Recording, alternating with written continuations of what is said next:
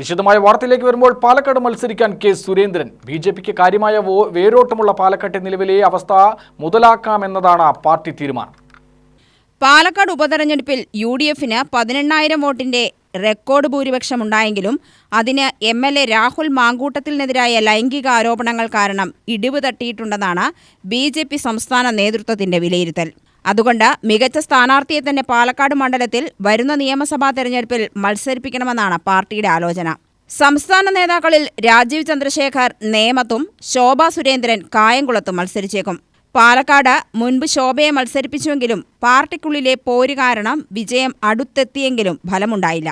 3ാം സ്ഥാനത്തു നിന്നും 2ാം സ്ഥാനത്തേക്ക് പാർട്ടിയെ എത്തിച്ചത് ശോഭയും പിന്നീട് മത്സരിച്ച മെട്രോമാൻ E. ശ്രീധരനുമാണ്. ആ അവസ്ഥയിലും അതിലുമേറെയും വേണമെങ്കിൽ സാധിച്ചെടുക്കാമെന്നാണ് പാർട്ടി കണക്കുകൂട്ടുന്നത്. CPMന്റെയും UDFന്റെയും വോട്ടുകളിൽ നിന്നും BJPയിലേക്ക് വോട്ട് വീഴാൻ കെ സുരേന്ദ്രന്റെ സ്ഥാനാർത്ഥിത്വം മതിയാകുമെന്നാണ് വിലയിരുത്തൽ. C. കൃഷ്ണകുമാർ ഏതായാലും മലമ്പുഴയിൽ തന്നെയാകും മത്സരിക്കുക. അവിടെയും പാർട്ടിക്ക് 2ാം സ്ഥാനത്തെത്താനായിട്ടുണ്ട്. വിജയിക്കാൻ സാധ്യതയുള്ള 10ഓളം മണ്ഡലങ്ങളിൽ 2 എണ്ണമാണ് പാലക്കാടും മലമ്പുഴയും. UDFന് സാധ്യത തീരെയില്ലാത്ത മണ്ഡലമാണ് മലമ്പുഴ. CPMനെതിരായ നിലവിലെ അന്തരീക്ഷം മുതലാക്കാനായാൽ മലമ്പുഴയിൽ നിന്നും MLAയെ ആദ്യമായി പാർട്ടിക്ക് എത്തിക്കാനാകുമെന്നാണ് കണക്കുകൂട്ടൽ. സുരേന്ദ്രനെതിരെ ന്യൂനപക്ഷ വോട്ടുകൾ ഏകീകരിക്കപ്പെട്ടാലും മറ്റു വോട്ടുകൾ അനുകൂലമായേക്കുമെന്ന് നേതൃത്വം വിലയിരുത്തുന്നു. പാർട്ടിക്കുള്ളിലെ പ്രശ്നങ്ങൾ പറഞ്ഞു തീർക്കാൻ അതുകൊണ്ട് തന്നെ നടപടിയും ആരംഭിച്ചു.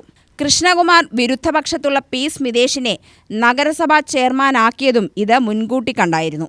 UTV news, Palakkad.